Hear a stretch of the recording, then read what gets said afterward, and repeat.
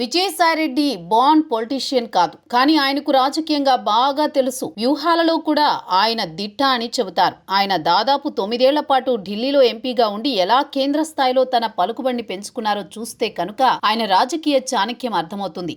ఆయన కంటే కూడా వైసీపీలో 3 సార్లు ఎంపీలైన వారు ఉన్నారు. కాంగ్రెస్ నుంచి ఎంపీలుగా చేస్తూ వైసీపీలో చేరి పార్లమెంటుకి వెళ్లిన వారు ఉన్నారు. మరి అందరికీ విజయసాయిరెడ్డి మాదిరిగా జాతీయ స్థాయిలో పలుకుబడి పరిచయాలు అంతగా ఎందుకు లేవు అంటే విజయసాయిరెడ్డి స్పెషల్ అని చెప్పాలి.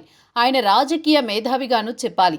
ఆయన గురించి వైసీపీ ఎంత తక్కువ మాట్లాడితే అంత మంచిదని కూడా అంటున్నారు. ఆయన 3 తరాలుగా వైఎస్ఆర్ కుటుంబంతో ఉన్నారు. అనూహ్యంగా ఈ ఏడాది మొదట్లోనే అన్ని బంధాలు తెంచుకుని బయటికి వెళ్లిపోయారు.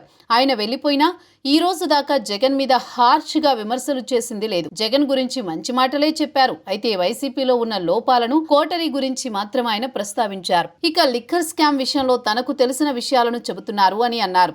అందులో తప్పు ఉంటే విచారణలో నిందితులుగా ఉన్నవారు పునీతులుగా బయటకు రావచ్చు. విజయసాయిరెడ్డిదే అంతిమ నిర్ణయం కాదు కదా అన్న మాట ఉంది. అయితే జగన్ మీడియాతో మాట్లాడుతూ విజయసాయిరెడ్డి మీద పరుషమైన వ్యాఖ్యలే చేశారు. ఆయన కూటమికి తన 3.5 ఏళ్ల పదవిని తాకట్టు పెట్టారన్నారు. దాంతో పాటు ఆయన ఆ వైపు నిలబడ్డారు కాబట్టి ఆయన మాటలకు విలువ ఉండదని అన్నారు. ఇలా విజయసాయిరెడ్డి మీద జగన్ చాలానే వ్యాఖ్యలు చేశారు. కూటమి మేలు చేసేందుకు ఆయన ఎంపీ పదవికి రాజీనామా చేశారన్నారు. సరే, ఇక్కడ జగన్ చెప్పిందే నిజమని అనుకున్నా, ఆయనకు కూటమి మీద ప్రేమ ఉందని భావించినా వైసీపీ మీద ఎందుకు ద్వేషం పుట్టిందో కూడా ఆలోచించుకోవాలి కదా. విజయసాయిరెడ్డి ఏ వైపు ఉన్నారన్నది కాదు, ఆయన చెప్పిన విషయాలు, మరీ ముఖ్యంగా పార్టీకి సంబంధించిన వాటిలో నిజాలు ఏమైనా ఉన్నాయా అన్నది చెక్ చేసుకోవాలి కదా అన్న మాట వినిపిస్తోంది. పోయిన వారు అందరూ చంద్రబాబు ఆకర్షితులు అని ఒక ముద్ర వేసేసి కూర్చుంటే వైసీపీలో లోపాలను రిపేర్లు చేసుకునేదేలా అన్న చర్చ వస్తోంది. మరోవైపు చూస్తే విజయసాయిరెడ్డి గమ్మునున్నారు.